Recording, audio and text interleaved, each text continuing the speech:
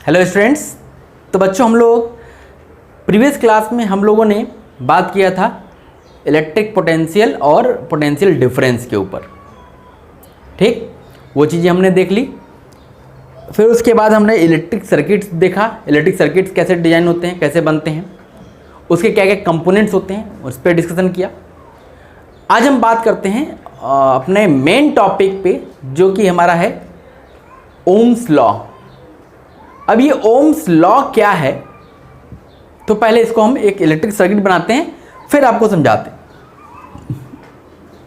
जैसे मान लो ये आपका एक सर्किट है,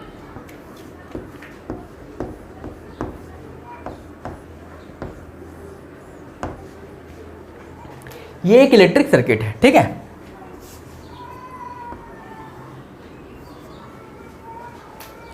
ये एक इलेक्ट्रिक सर्किट दिया हुआ।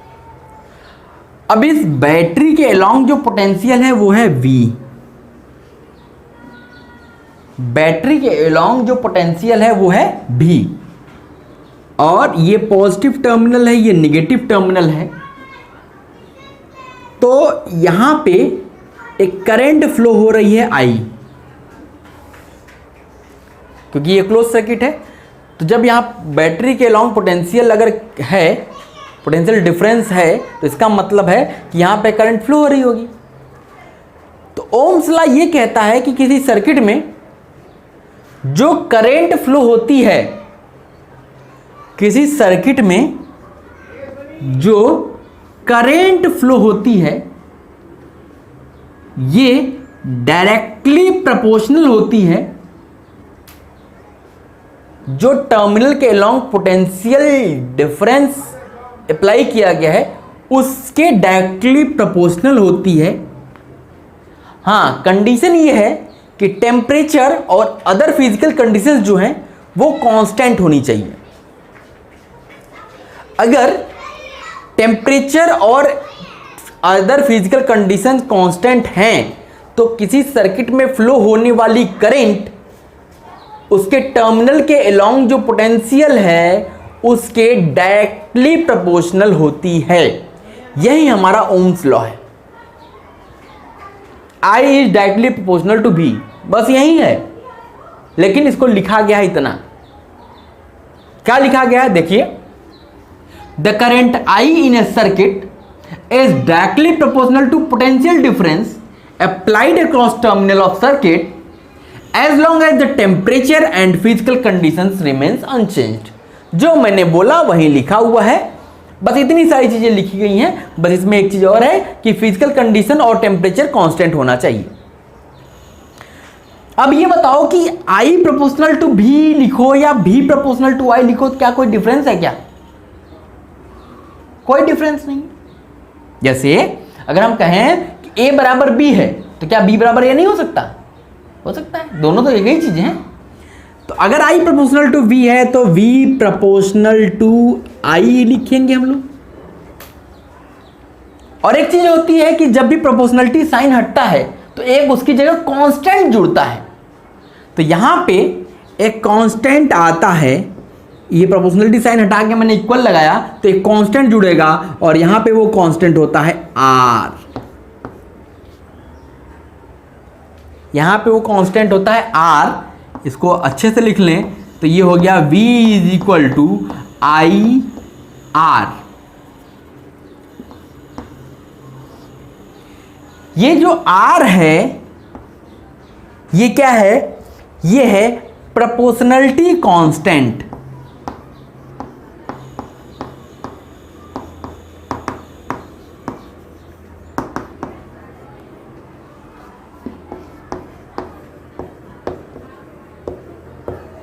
क्योंकि हमने प्रोपोर्शनल का साइन हटाया है तो उसकी जगह पे एक कांस्टेंट आएगा, और इस प्रोपोर्शनलिटी कांस्टेंट का नाम है, इसका नाम है रेजिस्टेंस।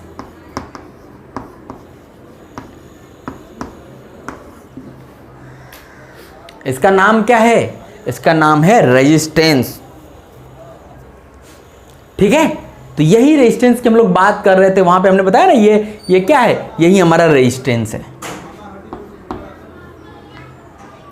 जो क्या करता है, जो किसी कंडक्टर में करंट के फ्लो को अपोज करता है, करंट को फ्लो करने के लिए उसको रोकने की कोशिश करता है। ठीक है, तो ये है रेजिस्टेंस, जिसका रेजिस्टेंस जितना ज़्यादा होगा उसमें से करंट उतना ही कम फ्लो होगा, और जिसका रेजिस्टेंस जितना कम होगा वो उतनी ही आसानी से फ्लो करेगा। ठीक है, इतनी बात समझ में आई? चलो इतना नोट करो, फिर आगे आपको बताते हैं।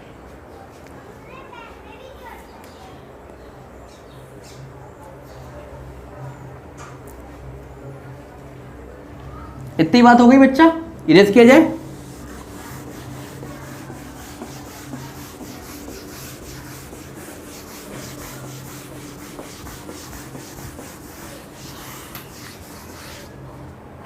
अब देखो,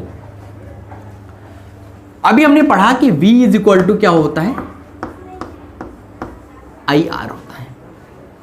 अगर हम यहां से देखें तो इस R की वैल्यू क्या हो जाएगी, V अपॉन I होगी। अब देखो, अब हम क्या चाहते हैं, थोड़ा सा अलग मैं आपको ले जा रहा हूं। अब हम क्या करते हैं, V और I के बीच में ग्राफ प्लॉट करते हैं। क्या करते हैं, इधर हमने V लिया, पोटेंशियल लिया, इधर हमने करंट लिया, इलेक्ट्रिक करंट लिया।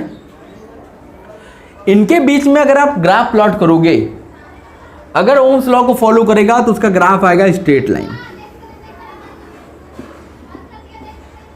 कैसा ग्राफ होगा, स्ट्रेट लाइन ग्राफ होगा।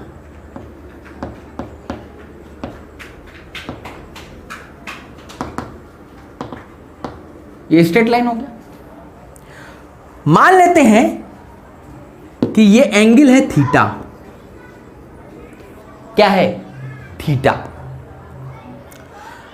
अब अगर देखो, मान लिया कि हमने एक छोटा सा ये ले लिया, ये हमने मान लिया ये हमारा I है, क्योंकि इस पे ये करंट है और इस पे क्या है, पोटेंशियल है, तो ये मान लिया हमने हमारा V है। ठीक, तो अब देखो यहां पे एक ट्रायंगल बनाना,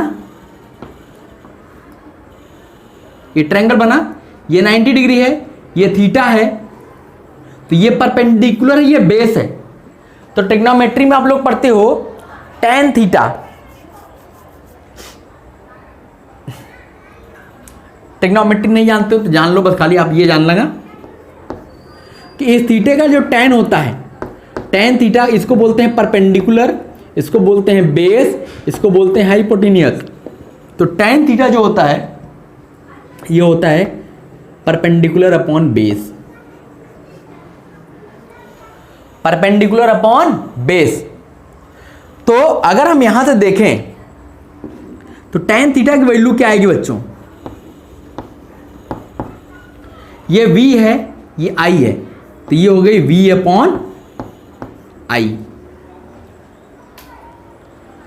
और इस tan थीटा का एक नाम है, इस tan थीटा को बोला जाता है स्लोप। tan थीटा को बोला जाता है स्लोप, इसको हम लोग m से भी कभी कभी डिनोट करते हैं। तो यहां से देखो एक चीज आई कि tan थीटा किसके बराबर आ गया, V अपॉन I, और V अपॉन I किसके इक्वल था, R के। किसके इक्वल है, R के। इसका मतलब ये हो गया, यहां से हमको एक कंक्लूजन मिला कि the slope of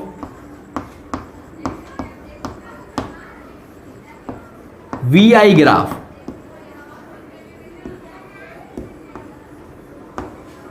gives resistance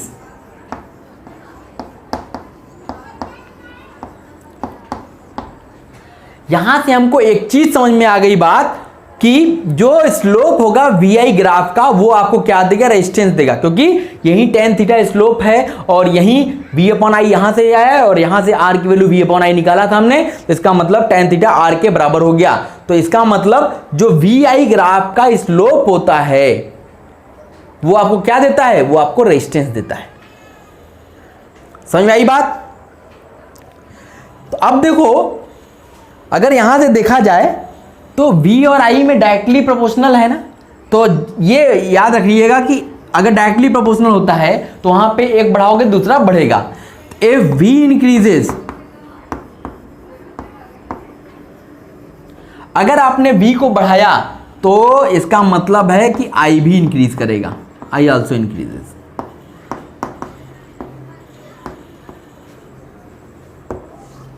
अगर V को आप बढ़ाओगे तो I भी बढ़ेगा। चीज समझ में आई कि VI ग्राफ का स्लोप जो होता है वो आपको रेजिस्टेंस देता है। स्लोप क्या होता है, tan थीटा, और tan थीटा की वैल्यू यहां से क्या आ रही है, V अपॉन I, और ओम्स लॉ से R की वैल्यू क्या आई, V अपॉन I, दोनों को इक्वेट कर दिया तो tan theta equal to R आ गया। ठीक, समझ में आ गई बात? अब इस पे बेस्ड क्वेश्चंस पूछे जाते हैं। क्वेश्चन कैसे पूछते हैं मैं बताता हूं, पहले इसको इतना नोट कर लीजिए, ये बहुत इंपॉर्टेंट है बच्चों, इसको समझिएगा, बहुत इंपॉर्टेंट चीज है, इसको समझिएगा, क्योंकि इस पे बेस्ड क्वेश्चन आते हैं। और क्वेश्चन कैसे आते हैं, ग्राफ के फॉर्म में ही आते हैं। मैं पूछ रहा हूं अभी आपसे, हो गया? नोट कीजिएगा, पॉज कीजिए, स्क्रीनशॉट लीजिए, आराम से नोट कीजिए।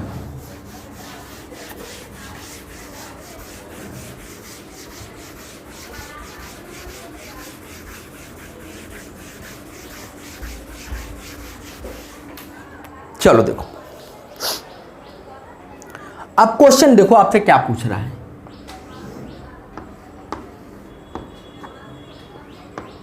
ये V है, ये I है, ठीक है, और आपके पास दो ग्राफ दिए गए हैं, ये A का ग्राफ है, ये B का ग्राफ है। कह रहा है whose resistance is greater, A और B। ये A है, मटेरियल A है, ये मटेरियल B है, ग्राफ दिया गया है। तो कहता है किसका रेजिस्टेंस ज्यादा होगा। अब बताओ आप, तो आप ऐसे देख कैसे बता सकते हो? तो अगर आपने पढ़ा है कि स्लोप जो होता है रेजिस्टेंस को डिफाइन करता है, तो अगर यहां से स्लोप दिखाई पड़ रहा है आपको, कहोगे सर वहां तो थीटा बनाए थे, यहां तो कोई दिया ही नहीं है, कैसे आप कह रहे हैं? अरे भैया, स्लोप का मतलब होता है कि एक्स एक्सिस से कितनी झुकी हुई है, जितना ज्यादा झुका हुआ है उसका स्लोप उतना ज्यादा है। क्योंकि देखो, ऐसे देखो, ऐसे समझो, देखो ध्यान से, ये हमारी है एक्स एक्सिस, ठीक, एक बना ये एंगल, ये मान लिया θ1 है, ये बना θ2, ये बना θ3, ठीक। अब देखो, θ1 is less than θ2 is less than θ3, θ3 सबसे बड़ा है, एंगल सबसे बड़ा θ3 है। अगर आप tan भी लगा देते हो, tan θ1, तो उसकी वैल्यू tan θ2 से कम ही आएगी, और उसकी वैल्यू tan θ3 से कम आएगी। कहोगे सर ये हमको नहीं समझ में आया, समझा के बताइए। तो आ जाओ बच्चा, थीटा इज इक्वल टू ले लो 30 degree, theta is equal to ले लो 45 degree, theta is equal to ले लो 60 डिग्री, मान लेते हैं, कोई भी थीटा लेते हैं।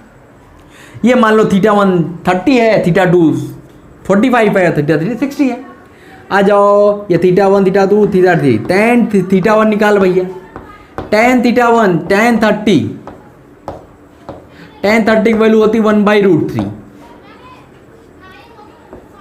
tan θ2 tan 45, इसकी वैल्यू होती 1। आ जाओ, tan θ3 tan 60, इसकी वैल्यू होती है √3। कहोगे सर ऐसे कैसे देखें, तो ये बताओ, ये 1 है, ये 1 से बड़ी वैल्यू होती है, इसकी वैल्यू 1 से लेस देन आएगी, लेस देन 1 मतलब 0.9 समथिंग आएगा, ठीक। इसकी वैल्यू तो 1 ही है, इसकी वैल्यू 1.732 होती है, याद करो। देखो जिसका एंगल छोटा उसका tan छोटा, जिसका एंगल बड़ा उसका tan बड़ा। तो इसका मतलब ये हुआ कि जितना कम एंगल होगा उसका रेजिस्टेंस भी उतना ही कम होगा, जिसका एंगल जितना ज़्यादा उसका रेजिस्टेंस भी उतना ज़्यादा। तो अब यहां से बताओ कि क्योंकि हमें पता है as we know that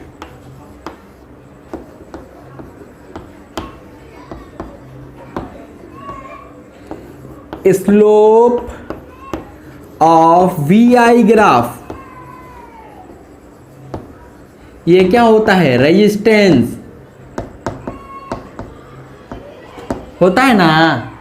slope we I graph का क्या होता है, रेजिस्टेंस होता है। अब यहां से देखो इस ग्राफ से, फ्रॉम ग्राफ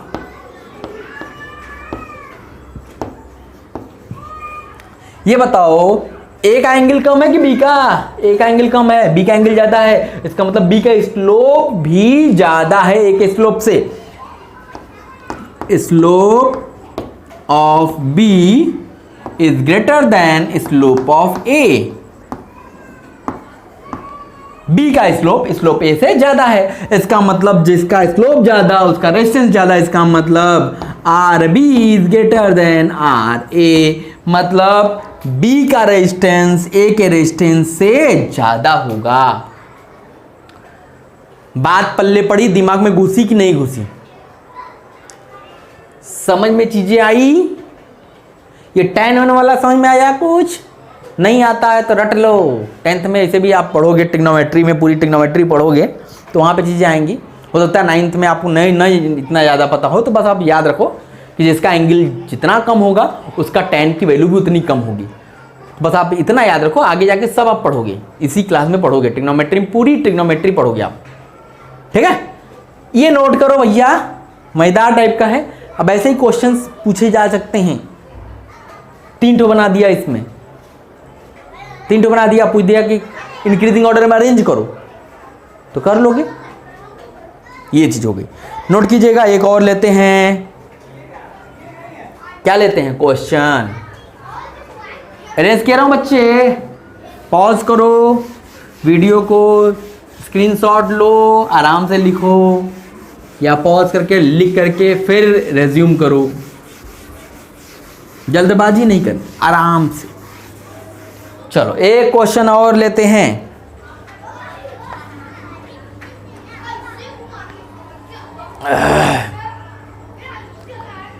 अब देखो यहां पे क्वेश्चन में ट्विस्ट कर दिया, क्वेश्चन में किया ट्विस्ट उसने, इधर लिख दिया 1/v, इधर लिख दिया 1/i, और फिर से वहीं दे दिया कि ये हमारा a है, ये हमारा b है। कहता है विच वन इज ग्रेटर।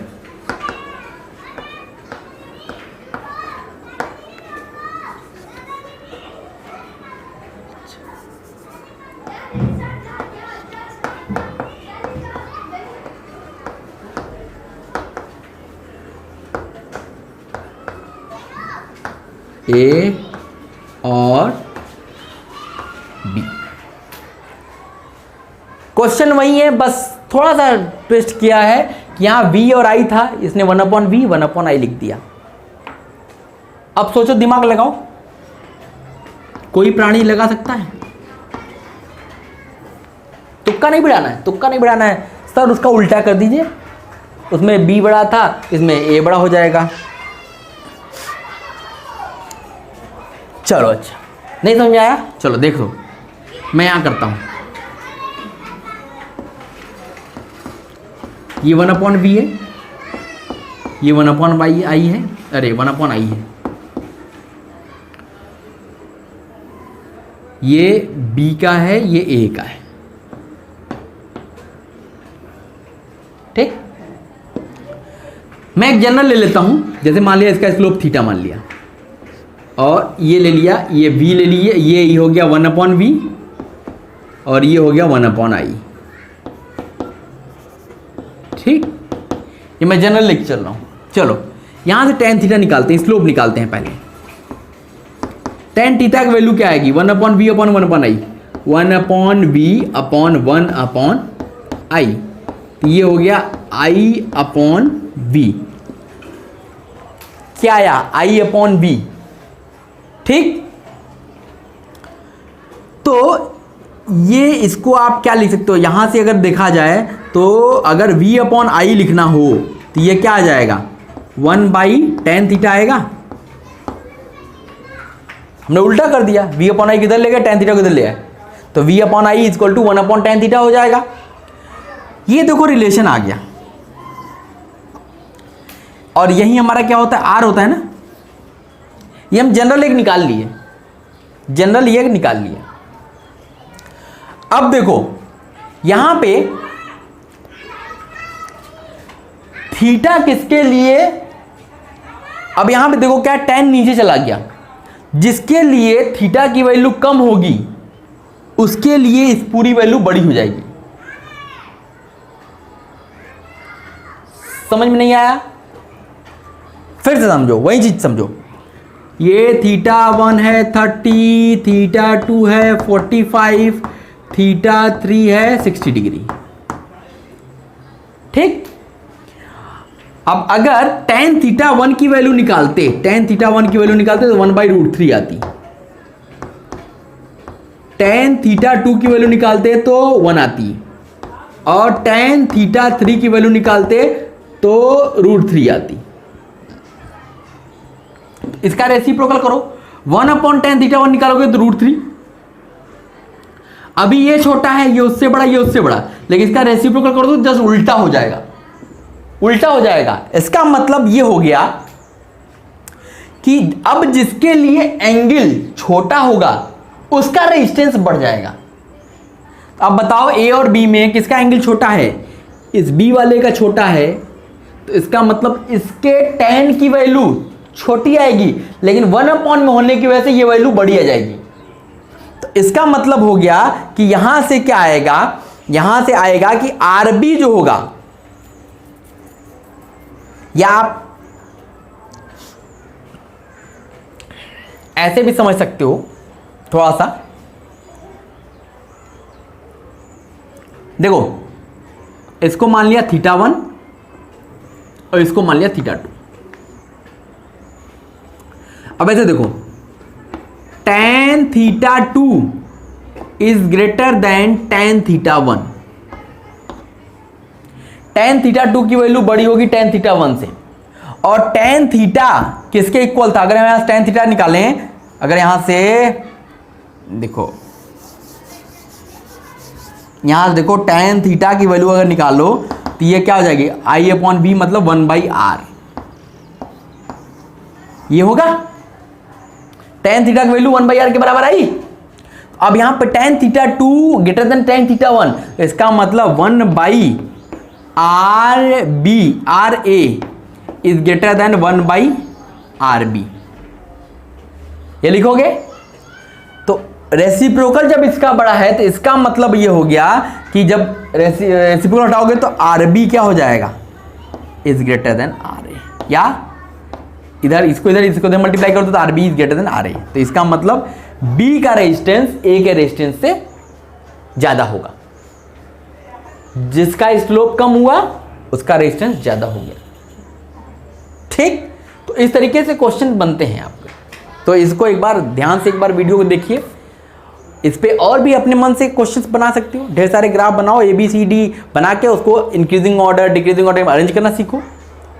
लेकिन इसको समझना, इस कॉन्सेप्ट को समझना, क्योंकि ये बहुत इंपॉर्टेंट है। ठीक है, तो चलो आज की क्लास के लिए बस इतना ही। अगली क्लास में हम लोग मिलते हैं, तो इसके आगे की चीज़ें कंटिन्यू पढ़ेंगे और करेंगे, और इसके जो रेजिस्टेंस जिसके बारे में हम लोग ये निकाल रहे हैं उसके बारे में पढ़ेंगे कि रेजिस्टेंस होता क्या है बेसिकली। ठीक, और किन किन फैक्टर्स पे डिपेंड करता है। ओके बच्चों, चलो नेक्स्ट क्लास मिलते हैं। Okay, thank you.